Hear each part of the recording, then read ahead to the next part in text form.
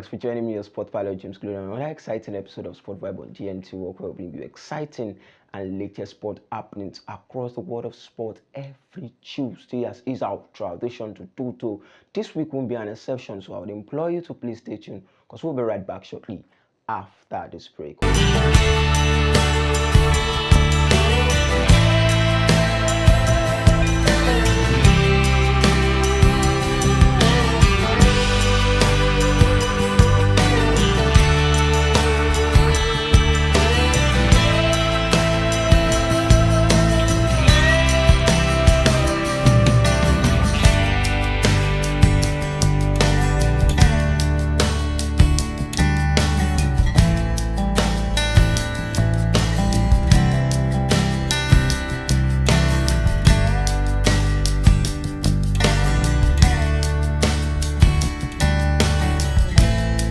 Welcome back. It's a beautiful Tuesday, and talking about the Formula One season that just began. We saw the Mercedes being able to back 1-2 finish in the podium in the 2026-2027 season in the world of Formula One. George Russell was able to win that particular race, as we saw Max Verstappen, Oscar Piastri out of the podium. An interesting one for the Mercedes team, as they have started the season in an incredible form. Will they be able to uphold the way they started this season and see if they will be able to win maybe the Constructors' Championship, or if their drivers will be able to win the Driver of the Season award? It's still a long season to go in the Formula One race, but we'll see how it goes as fans of the Formula One. Will they be able to uphold it? Will it be Max Verstappen again or Oscar Piastri? Let's see how it's going to be unfolding. Lewis Hamilton is also in the mix. Will it be a season with the Ferrari? But quickly, let's switch our attention to the world of football, and this week we'll be focusing on Arsenal Football Club. As we all know, Arsenal are participating in every competition available, and they have been able to score over 100 goals in all competition. Everyone will complain about Arsenal Football Club that they play ugly football, but this time around they are among the little teams that has been able to score over 100 goals in all competition. Arsenal were able to defeat Mansfield over the weekend in the FA Cup, and now they are through to the quarterfinals of the FA Cup. Remember that they will be playing Manchester City in the finals of the Carabao Cup. Also, they stand a chance of winning that trophy regardless of their opponents. You know that Arsenal always find a way to win, whether they are winning by corner piece or by defending. Arsenal have their way of winning games, and that is what has helped them to retain their spots in the Premier League this season, as they are sitting above Manchester City. 7 points, though Manchester City have a game at hand. You can take nothing away from Arsenal Football Club. Also, they are in the Champions League, and you remember that in the Champions League phase, Arsenal Football Club were at the top of the table in the Champions League before the knockout phase was played.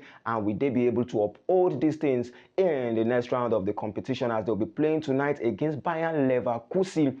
I think Arsenal Football Club will be going far this season, and they stand the chance of winning the 4 trophies that they are participating in. What will be stopping Arsenal Football Club? For Arsenal fans, do you think Mikel Arteta needs to be more proactive? Do you think he needs to bench the likes of Odegaard?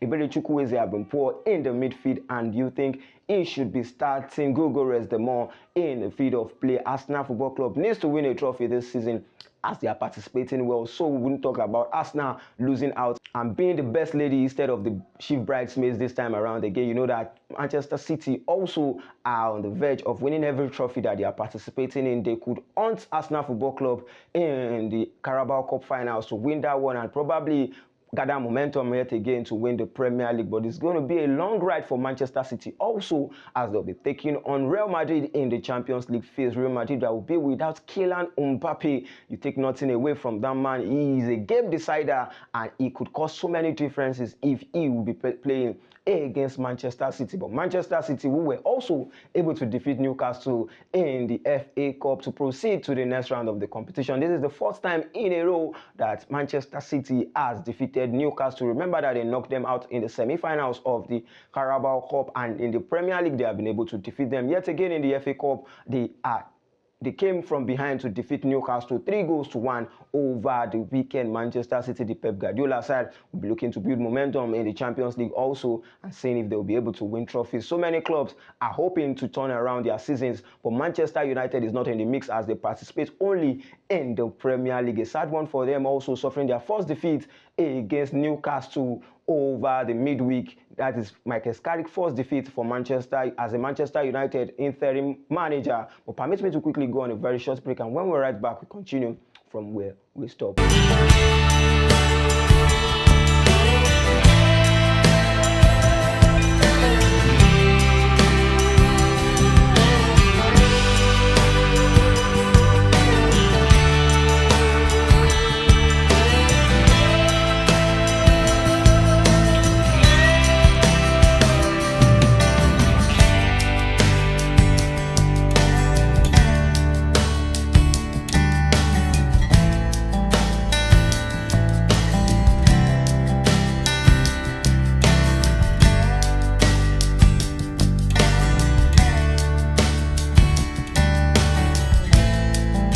Into more details in the Premier League, we know Tottenham Hotspur are on the verge of getting relegated from the Premier League, as Nottingham Forest also sits at the relegation zone. Which team do you think will be surviving the relegation zone in the Premier League season? You remember that Wolverhampton, only securing 16 points after playing 30 matches, could probably have a guarantee that they are going to the relegation this season. But we have the mix of West Ham, we have the mix of Burnley, Nottingham Forest, and Tottenham under Eagle too, that will they be relegated to the Championship next season. It's going to be a sad one to watch out for the Tottenham side or the Nottingham side, who looks to be on the verge of being relegated. But if you look at the top of the table, you look at Chelsea Football Club, who keeps to mount pressure and seeing if they'll be able to finish in the top 4 this season. It's going to be an interesting one for them. Also, they were able to win their FA Cup tie, though it dragged into the extra time between them and the League One side, where it eventually ended in their favor, and we saw Garnacho scoring a goal. It's going to be an interesting one